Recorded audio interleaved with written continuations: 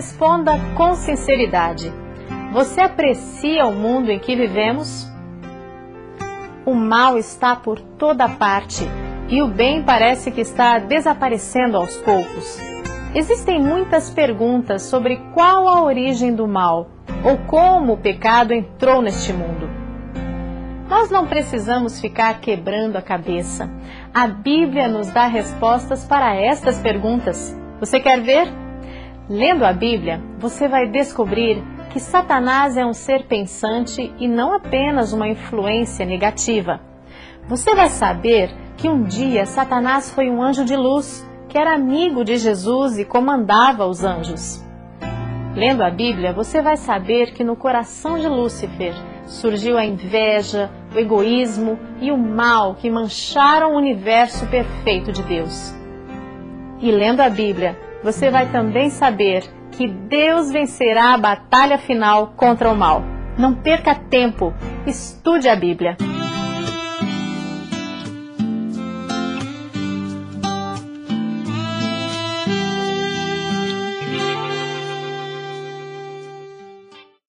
Alguma vez você já se perguntou por que existe dor, tragédia, acidentes, miséria, fome neste mundo? Onde e quando surgiu o mal? Apocalipse 12, 7 ao 9 diz: Então houve guerra no céu. Miguel e os seus anjos batalhavam contra o dragão, e o dragão e os seus anjos batalhavam, mas não prevaleceram, nem mais o seu lugar se achou no céu. E foi precipitado o grande dragão, a antiga serpente que se chama o diabo e Satanás, que engana todo mundo. Foi precipitado na terra, e os seus anjos foram precipitados com ele. Aqui se fala de uma guerra nos céus entre Cristo e Satanás. Satanás perdeu e foi expulso junto com a terça parte dos anjos que enganou. Mas esta guerra já foi a consequência de outro problema. Em realidade, como tudo começou? Ezequiel 28, 14 a 17 afirma: Eu te coloquei com o querubim da guarda. Estiveste sobre o monte santo de Deus. Andaste no meio das pedras afogueadas. Perfeito eras nos teus caminhos desde o dia em que foste criado, até que em ti se achou iniquidade. Pela abundância do teu comércio, teu coração se encheu de violência e pecaste. Pelo que te lancei profanado, fora do monte de Deus, e o querubim da guarda te expulsou do meio das pedras afogueadas. Elevou-se o teu coração por causa da tua formosura, corrompeste a tua sabedoria por causa do teu resplendor. Por terra te lancei, diante dos reis te pus, para que te contemple. Aqui, Ezequiel está falando de um rei de um país antigo. Mas em realidade podemos ver aqui a descrição da origem do pecado no coração de um anjo perfeito. Agora, como é que surgiu egoísmo, orgulho e cobiça, o desejo de tirar a Jesus do lugar que ele tinha? Como surgiu tudo isto no coração de Lúcifer? É um mistério. Nunca poderemos saber. Quem criou o diabo não foi Deus. Deus criou um anjo perfeito. Mas esse anjo perfeito deu lugar em seu coração a orgulho, e aí apareceu o diabo. Mas o problema não ficou somente nos céus. Veio também para esta terra. Que prova de fidelidade pediu Deus a Adão e Eva? Gênesis 2, 15 a 17 diz: Tomou, pois, o Senhor Deus o homem e o pôs no jardim do Éden para o lavrar e guardar.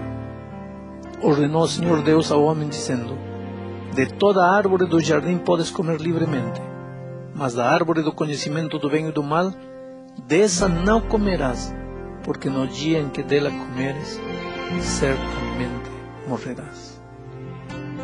Infelizmente, Adão e Eva não passaram a prova de fidelidade, a prova de confiança. O problema, em realidade, não foi comer um fruto. O problema foi que eles não confiaram na palavra de Deus.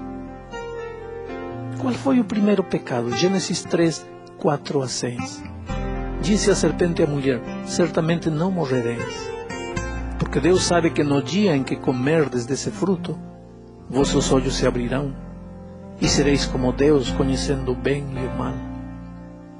Então, vendo a mulher que aquela árvore era boa para se comer e agradável aos olhos, e árvore desejável para dar conhecimento, entendimento, tomou de seu fruto, comeu e deu a seu marido, e ele também comeu. Você percebe? O primeiro pecado não foi comer o fruto. O primeiro pecado foi desconfiar da palavra de Deus.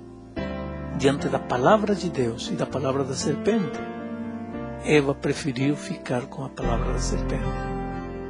Achou que Deus estava mentindo para ele. A serpente disse: Deus está mentindo para você, porque ele diz que o dia que comer morrerás. Não, não vai morrer, ao contrário, vai ficar mais inteligente. Eva preferiu acreditar na palavra da serpente e desconfiou da palavra de Deus. O que é pecado? São João 3,4 diz: todo aquele que vive habitualmente no pecado também vive na rebeldia, pois pecado é rebeldia. Em realidade, pecado, antes de ser a transgressão da lei, é a rebeldia, é uma atitude interior do coração. Prefiro confiar em qualquer um menos em Deus. Prefiro confiar em mim mesmo do que em Deus. Me rebelo contra Deus. Não tenho em conta para nada na minha vida os conselhos divinos.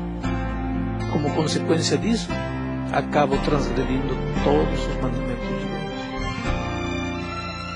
A quem se submete uma pessoa quando peca? 1 de João 3,8 diz: quem comete pecado é do diabo, porque o diabo peca desde o princípio. Para isto o Filho de Deus se manifestou, para destruir as obras do diabo. Quer dizer que quando uma pessoa decide pecar, em realidade está se tornando escrava, seguidora do inimigo de Deus. E qual é o resultado final do pecado? Romanos 6:23 diz: porque o salário do pecado é a morte, mas o dom gratuito de Deus é a vida eterna em Cristo Jesus nosso Senhor. E agora, depois de entender o que é pecado, Deus espera que você resista a Satanás pela sua graça. Tiago 4,7 diz: sujeitai-vos a Deus, mas resisti ao diabo, e ele fugirá de vós. Deus também espera que você não aceite o pecado. Romanos 6,12 diz: não reine, portanto, o pecado em vosso corpo mortal, para obedecerdes às suas concupiscências. Finalmente, Deus espera que você vença com a ajuda dele. Romanos 8:37 diz: mas em todas estas coisas somos mais que vencedores por aquele que nos amou. Jesus é o melhor amigo, é um companheiro leal, com ele não temo perigo, pois sempre venceu todo o mal. Segura minha mão e me ajuda por todo viver.